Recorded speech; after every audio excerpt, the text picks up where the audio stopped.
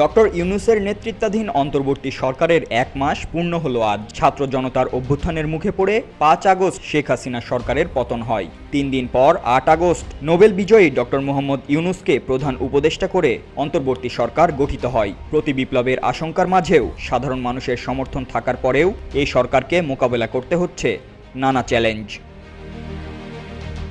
প্রধান উপদেষ্টা সহ এই সরকারের সদস্য সংখ্যা 21।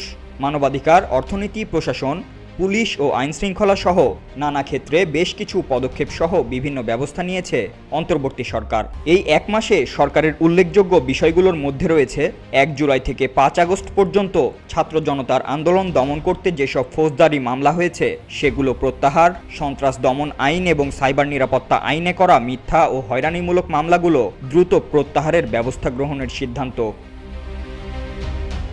ছাত্র জনতার আন্দোলনে নিহতের ঘটনা জাতিসংঘের মাধ্যমে তদন্তের সিদ্ধান্ত হয়। 6 আগস্ট দ্বাদশ জাতীয় সংসদ ভেঙে দেন রাষ্ট্রপতি মোহাম্মদ শাহাবুদ্দিন। 2 সেপ্টেম্বর জাতীয় সংসদের স্পিকার শিরিন শারমিন চৌধুরী পদত্যাগ করেন। 10 আগস্ট প্রধান বিচারপতি ওবায়দুল হাসান এবং আপিল বিভাগের 5 বিচারপতি পদত্যাগ করেন। 5 সেপ্টেম্বর প্রধান নির্বাচন কমিশনার কাজী হাবিবুল আউয়ালের নেতৃত্বাধীন নির্বাচন কমিশনও পদত্যাগ করে। গত 6 আগস্ট বিএনপির চেয়ারপারসন খালেদা জিয়াকে নির্বাহী আদেশে মুক্তি দেওয়া হয়।